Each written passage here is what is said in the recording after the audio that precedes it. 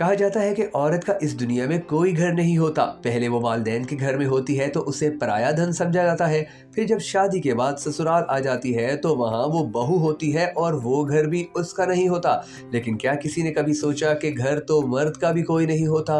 اور پھر گھر ہی کیا، وہ تو جو کچھ کماتا ہے اس میں سے کتنا وہ اپنی ذات پہ خرچ کر پاتا ہے؟ شاید کل کمائی کا 10% بھی نہیں جو اس کی اپنی ذات پہ خرچ ہوتا ہو۔ گھر اگر مرد کے نام پہ ہے تو صرف کاغذات میں ہی اس کا نام ہے۔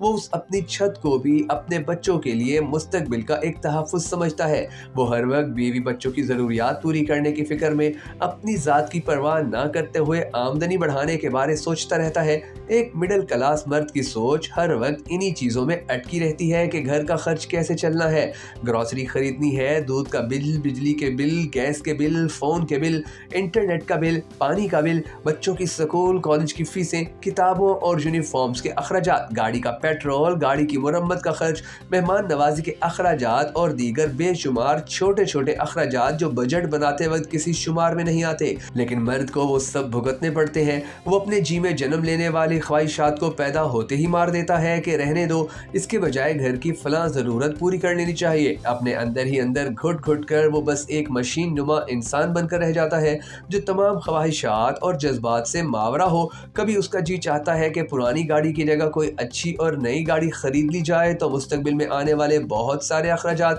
اس کے سامنے کھڑے ہو جاتے ہیں۔ وہ اپنی خواہش کا گلا گھونٹ کر چپ ہو رہتا ہے اور خود کو سمجھا لیتا ہے کہ ابھی وسائل کم ہیں، اس لیے اسی گاڑی پر گزارا چلاؤ۔ کبھی گھر والوں کے ساتھ شاپنگ کرنے نکلے تو اپنے لیے کوئی چیز بھی وہ لسٹ میں شامل نہیں کرواتا، نہ برانڈڈ کپڑوں کا شوق، نہ اعلیٰ معیار کے مہنگے جوتوں کا شوقین۔ بس واجبی سی قیمت والے کپڑے اور جوتوں پر گزارا چلا کر وہ یہی کوشش کرتا ہے کہ بیوی بچوں کو کچھ اچھا اور ان کی پسند کا خرید دے۔ اپنے بارے میں سوچتے ہی یاد آ جاتا ہے کہ ابھی 3 ماہ پہلے تو یہ چیزیں لی تھیں، ابھی مزید ضرورت ہی نہیں ہے، بس رہنے دو۔ اگر کبھی کوئی برگر یا پیزا کھانے کو جی کیا تو یہ سوچ کر اس خیال کو جھٹک دیتا ہے کہ اتنے پیسوں میں تو گھر کی ایک دن کی ہانڈی بن جائے گی جو سب کھائیں گے۔ اگر گھر اپنا نہیں ہے اور کرائے پہ رہتے ہیں تو ہر وقت اسی سوچ میں غلطان رہتا ہے کہ کس طرح اپنا ایک چھوٹا سا گھر بن سکے گا کہ جہاں ہر ماہ کی پہلی تاریخ کو کوئی کرایہ لینے نہیں آئے گا۔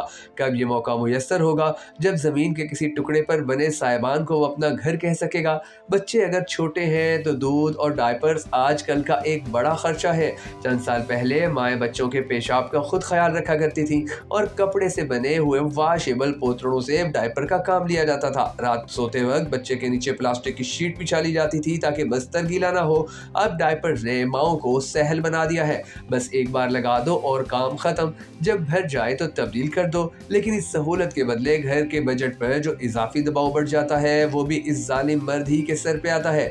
مرد واقعی ظالم ہے، لیکن وہ یہ ظلم کسی اور پر نہیں بلکہ اپنے آپ پر، اپنی ذات پر کرتا ہے کہ اپنا خیال نہیں رکھتا، اپنی خواہشوں کا گلا گھونٹ کر بیوی بچوں کی ڈیمانڈز پوری کرنے میں جتا رہتا ہے۔ اور پھر ایک وقت وہ بھی آتا ہے کہ جب بچے باپ سے کہہ رہے ہوتے ہیں کہ آپ نے ہمارے لیے کیا ہی کیا ہے۔ یہ نکتے واضح رہے کہ ہمارے معاشرے میں کچھ مرد انسان کے روپ میں جانور کا کردار بھی رکھتے ہیں، اور اس ویڈیو میں ان کو موضوع نہیں بنایا گیا بلکہ دوسری قسم کے مرد جو ذمہ داریاں رکھتے ہیں، جو جھگڑا ہونے پر بیوی کو گھر سے نکالنے کے بجائے خود گھر سے نکل جاتے ہیں، ان کی بات کی گئی ہے۔ ہمارے ہاں ماں کی عظمت اور مقام کے گن گائے جاتے ہیں، اور اب تو عورتوں کا عالمی دن بھی زور و شور سے منایا جاتا ہے، لیکن مرد اور باپ کو گھر اور معاشرے میں اس کا جائز مقام دینے کی بات کم ہی سننے کو ملتی ہے۔ بجائے کسی ایک انتہا پر ہونے کے ہمیں اعتدال پر مبنی رویہ اپنانے کی ضرورت ہے۔ اللہ سے دعا ہے کہ اللہ ہر گھر کے مرد، چاہے وہ بھائی ہے، بیٹا ہے، باپ ہے یا شوہر ہے، ان سب کو ہمیشہ اپنے حفظ و امان میں رکھے۔